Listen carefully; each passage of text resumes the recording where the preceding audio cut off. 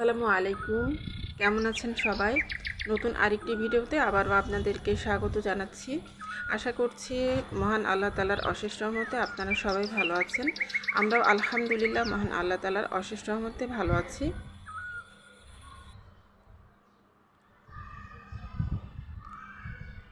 আর আজকে আমি লতি দিয়ে চিংড়ি মাছ দিয়ে রান্না করব, তো সেই রেসিপিটাই আপনাদের সাথে শেয়ার করব।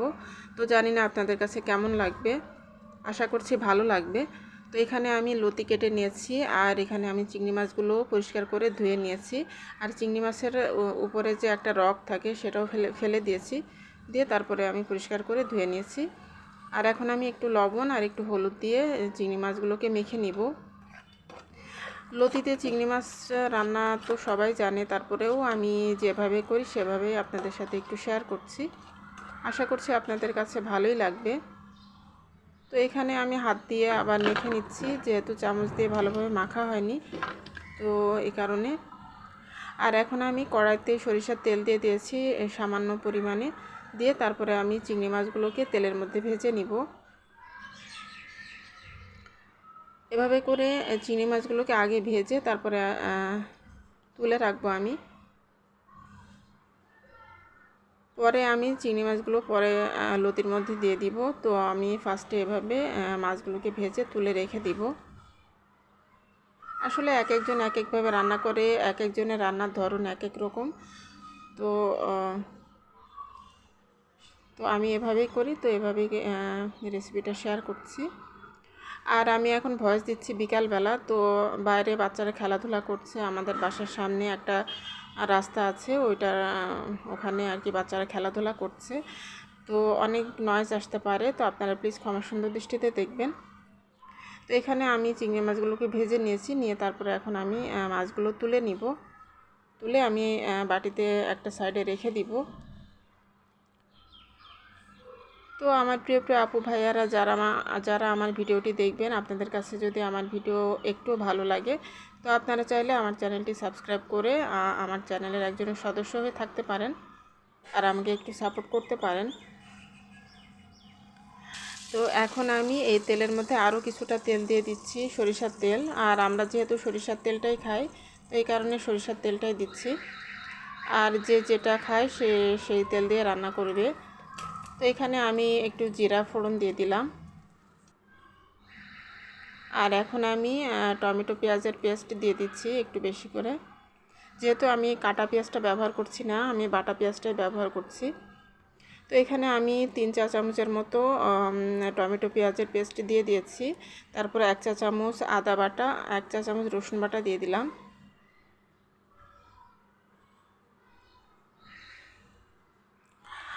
আর এখন আমি মশলাগুলো খুব ভালোভাবে তেলের মধ্যে ভেজে নিচ্ছি। আর এখন আমি একটু সামান্য পানিও দিয়ে দিলাম, দিয়ে তারপরে এখন আমি মশলাগুলোকে ভালোভাবে কষিয়ে নিব। আর এর মধ্যে আমি গুঁড়া মশলাগুলো দিয়ে দিব।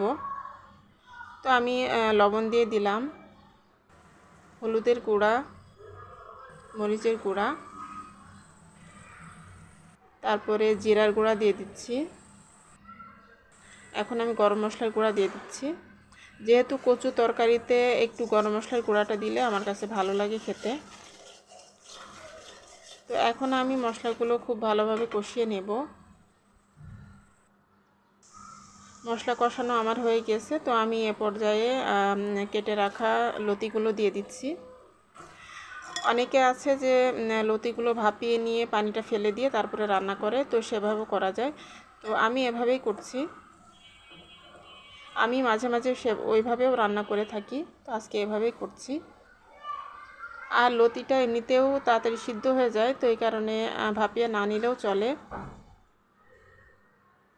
তো এখন আমি লতিটা দিয়ে তারপরে নাড়াচাড়া করে মশলার সাথে মিশিয়ে নিচ্ছি। তারপরে আমি ঢাকনা দিয়ে ঢেকে বেশ কিছুক্ষণ ধরে কষিয়ে নেব।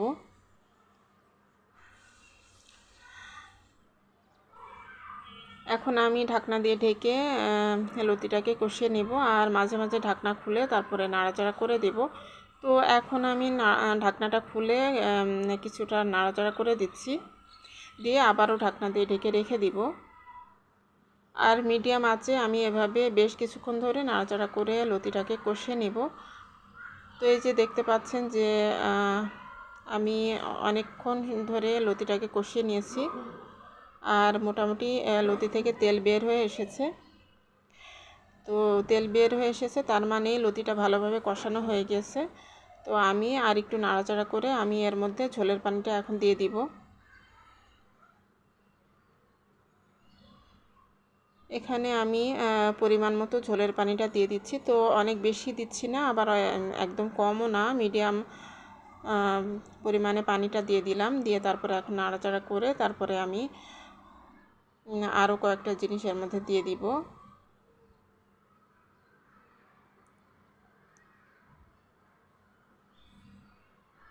তো ভালোভাবে নাড়াচাড়া করে তারপরে আমি এর মধ্যে একটা মশলা দিয়ে দিব এখন। তো এটা হচ্ছে জিরা সরিষা বাটা। তো এই বাটনাটা আমি যে কোনো মাছের তরকারির মধ্যে আমি শেষের দিকে দিয়ে থাকি। আর এখন আমি ভেজে রাখা চিংড়ি মাছগুলোকে দিয়ে দিলাম। তো নাড়াচাড়া করে এখন আমি ঢাকনা দিয়ে ঢেকে রেখে দিব। আর আমি সেই সাথে কয়েকটা আস্ত কাঁচামরিচও দিয়ে দিলাম। তো কাঁচামরিচটা দিলে একটা কাঁচামরিচের ফ্লেভার আসবে আর খেতেও অনেক ভালো লাগবে। আর তাছাড়া ভাত খাওয়ার সময় মরিচগুলোকে ভাতের সাথে ডলে খাওয়া যাবে। তো এটা আমার কাছে খেতে অনেক ভালো লাগে। এখন আমি ঢাকনা দিয়ে ঢেকে লতিটা রান্না করে নিব। আর এই তো আমি ঢাকনা খুলে তারপরে একটু দেখছি যে কী অবস্থা। তো আমি মিডিয়াম আঁচেই রান্নাটা করে নিব। আর একটু পর ঢাকনা খুলে আমি নাড়াচাড়া করে আবারও ঢেকে দিব। তো এভাবে আমার লতিটা রান্না হয়ে যাবে। আর এ পর্যায়ে আমি একটু একটা সিক্রেট উপকরণ দিয়ে দিব, যেটা দিলে লতির টেস্টটা কিন্তু অনেক গুণ বেড়ে যায়। তো এটা হচ্ছে আচার। তো আপনারা সবাই তো দেখে বুঝতে পেরেছেন এটা হচ্ছে আচার। আর এটা হচ্ছে জলপাইয়ের আচার। আমি গত বছর তৈরি করেছিলাম সেই জলপাইয়ের আচার। তো সেটাই আমি 2 চা চামচের মতো দিয়ে দিলাম। আর আচারটা দিয়ে তারপরে আমি খুব ভালোভাবে নাড়াচাড়া করে এখন ঢাকনা দিয়ে ঢেকে একদম লো হিটে রেখে দেব কিছুক্ষণ। আর এই তো এভাবেই আমার লতি রান্নাটা হয়ে যাবে। তো লতি রান্নায় এরকম আচার কে কে দেন আপনারা চাইলে কমেন্টের মাধ্যমে জানাতে পারেন। আর যারা এখনও পর্যন্ত এভাবে রান্না করেননি তারা কিন্তু এভাবে ট্রাই করে দেখতে পারেন। লতি রান্নায় আচারটা কিন্তু খুব যায় আর অনেক বেশি ভালো লাগে। আচারের একটা ফ্লেভার আসে। আর তাছাড়া গলা চুলকানোরও ভয় থাকে না আচারটা দিলে। তো আমার লতি রান্নাটা হয়ে গেছে। আমি এখন একটা সার্ভিং ডিশে সার্ভ করে নিয়েছি। তো আপনারা দেখতে পাচ্ছেন যে লতির কালারটা কেমন এসেছে। তো মাশাআল্লাহ লতির কালারটা যেমন সুন্দর হয়েছিল, খেতেও কিন্তু দুর্দান্ত হয়েছিল। হয়তো আপনারা আমার কথা বিশ্বাস নাও করতে পারেন। তো বিশ্বাস না করলে কিছু করার নেই, কিন্তু কথাটা সত্যি। আর আমার হাজব্যান্ড কিন্তু খুবই প্রশংসা করেছেন। আর আমার বাচ্চারা তো আমার রান্নার প্রশংসা সবসময় করে, তবে আমার হাজব্যান্ড কিন্তু সবসময় করে না। আমার হাজব্যান্ড যখন মানে নর্মাল রান্নার প্রশংসা খুব একটা করে না, কিন্তু স্পেশাল কিছু যখন করি তখন দেখা যাচ্ছে মজা হলে তখন বলে যে হ্যাঁ ভালো হয়েছে। তো আজকে কিন্তু প্রশংসা করেছেন যে খুবই ভালো হয়েছে লতি রান্না। তো মজা করে আমরা সবাই খেয়েছিলাম। আর দুপুরবেলা আমি আরও যা যা রান্না করেছিলাম, চিকেন রান্না করেছি বাচ্চাদের জন্য, তারপরে সজনে ডাঁটা দিয়ে ডাল রান্না করেছি।